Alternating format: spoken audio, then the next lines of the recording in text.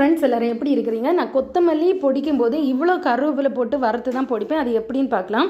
First நிறைய கருவேப்பிலை எடுத்து அதில் நல்ல கருவேப்பிலையெல்லாம் எடுத்து வச்சிடணும். அதில் புழு இருக்கும், பழுத்த இலையெல்லாம் எடுக்கக்கூடாது. இப்போது நல்ல சுத்தமாக எடுத்து வச்சிருக்கக்கூடிய கருவேப்பிலையை இப்படி ஒரு அகலமான பாத்திரத்தில் போட்டு நல்லா வறுக்கணும். கருவேப்பிலையில் சூடாகிறது வரைக்குமே இப்படி வறுக்கணும். சரியா? இது கருவேப்பிலை ரொம்ப நல்லது, முடிக்கு எல்லாமே ரொம்ப நல்லது. அதனால தான் இனி இதுக்கு கூட நம்ம சுத்தம் பண்ணி வச்சுருக்கக்கூடிய கொத்தமல்லியில் நிறைய கல் மண்ணெல்லாம் இருக்கும். அதையெல்லாம் எடுத்துகிட்டு அந்த கொத்தமல்லியையும் இதுக்கு கூட போட்டு நிறைய நேரம் வறுக்கணும். சிம்மில் வச்சு வறுக்கணும். கரிஞ்சிடக்கூடாது. கரிஞ்ச குழம்புல போடும்போது கசக்கும்.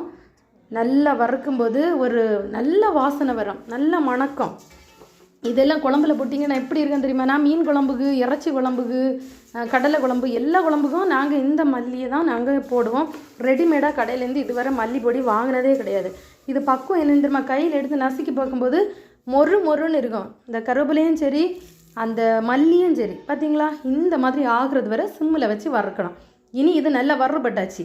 இனி இதை ஒரு பெரிய பேப்பரில் அப்படியே ஆற வைக்கணும். ஆற வச்சு மில்லில் கொடுத்து பொடிக்கணும். பொடிச்சு நீங்கள் 1 கிலோ வாங்கி பொடிச்சு ஒரு டப்பாயில் ஸ்டோர் பண்ணி வச்சுட்டிங்கன்னு வச்சுருங்க, கொஞ்ச நாளைக்கு வரும். இப்போ இது மில்லில் கொடுத்து பொடிச்சு நல்லா சூடாக இருக்குது. இதையும் ஆற வச்சு ஒரு காற்று போகாத மாதிரி ஒரு டப்பாவில் போட்டு மூடி வச்சுட்டிங்கன்னா நிறைய நாளைக்கு வரும். குழம்புமே நல்லா இருக்கும். பிள்ளைங்களுக்கெல்லாம் இது நல்லது கருவேப்பிலை. என்னோடய வீடியோ பிடிச்சா லைக் பண்ணுங்கள். என்னோடய சேனலை சப்ஸ்கிரைப் பண்ணுங்கள். பாய்.